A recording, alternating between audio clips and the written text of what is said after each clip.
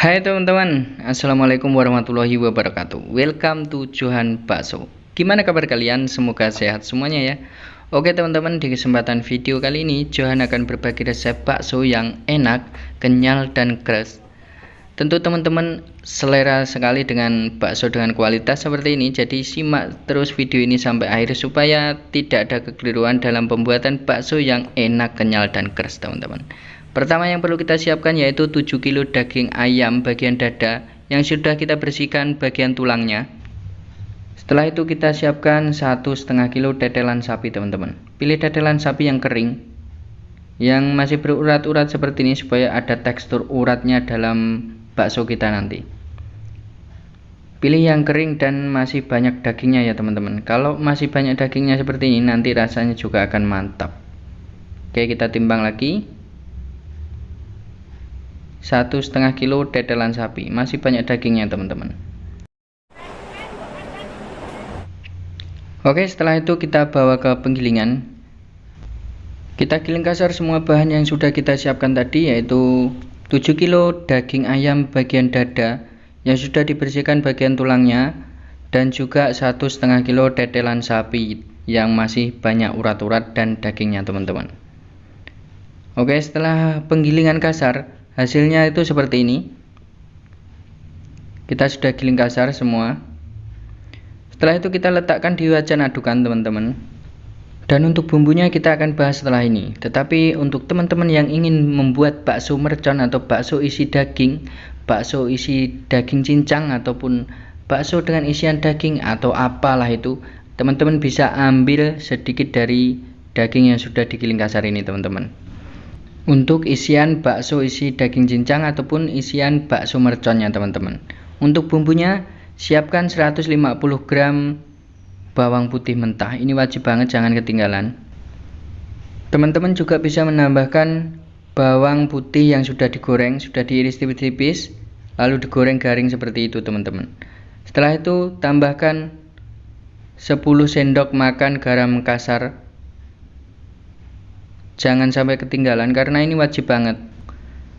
4 saset lada bubuk. Teman-teman juga bisa menggantinya dengan 2 sendok makan lada bubuk. Setelah itu 150 gram penguat rasa atau micin.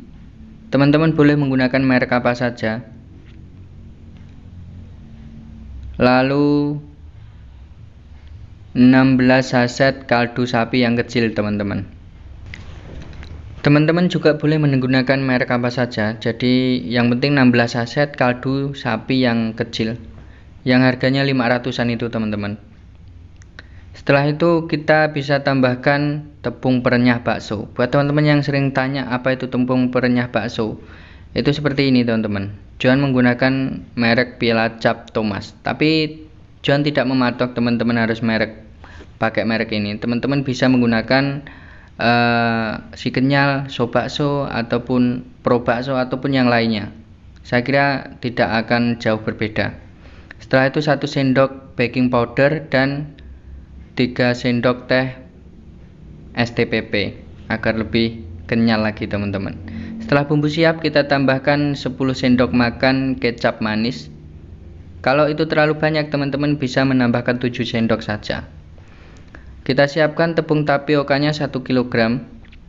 Lalu kita aduk semua bahan yang sudah kita giling kasar tadi. Kita aduk sampai benar-benar kalis dengan menggunakan es batu 25% dari total dagingnya teman-teman.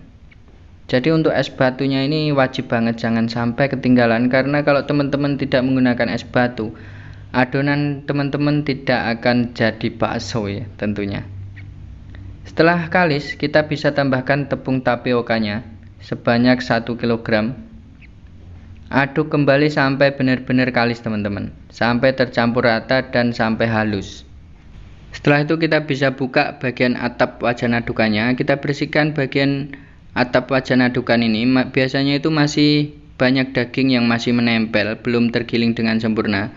Jadi kita bersihkan. Kita kembalikan ke dalam wajan adukan sampai bersih teman-teman. Setelah itu kita bisa tutup kembali, lalu kita aduk kembali sampai benar-benar kalis teman-teman.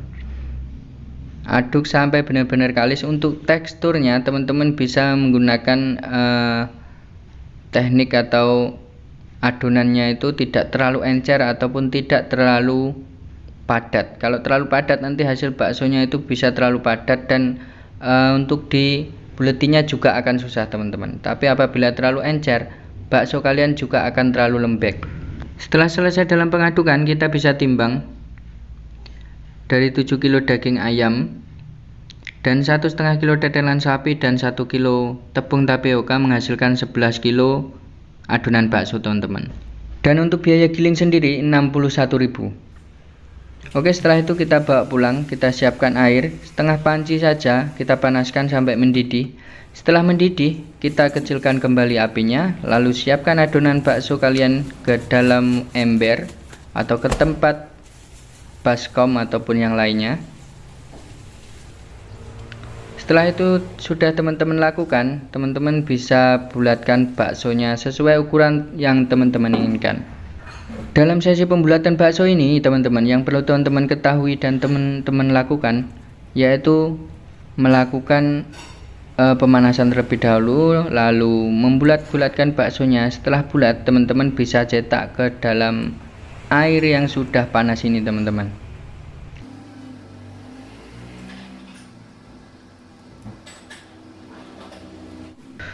Saat teman-teman membulatkan bakso seperti ini, Johan sarankan agar teman-teman meletakkan pancinya itu di atas kompor dengan nyala api yang kecil saja teman-teman, supaya mempertahankan suhu di dalam airnya.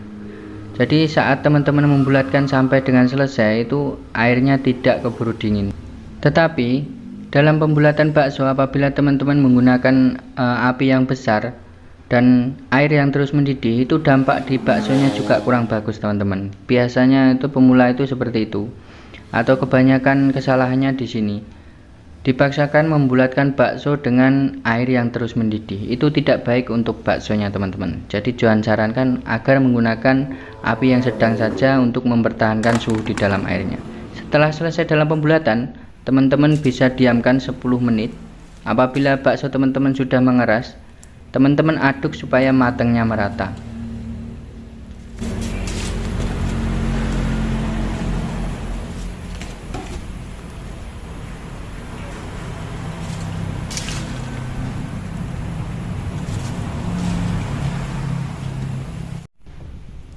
Jadi teman-teman apabila pengen membuat bakso dengan kualitas seperti ini, dengan kualitas yang padat, kenyal, dan keras seperti ini, teman-teman bisa menggunakan tepungnya itu sedikit saja, kurang lebih 10%, jangan lebih dari 25% dari total dagingnya teman-teman. Apabila teman-teman menggunakan dagingnya itu misal 10 kilo, teman-teman gunakan tepungnya itu 1 kilo saja.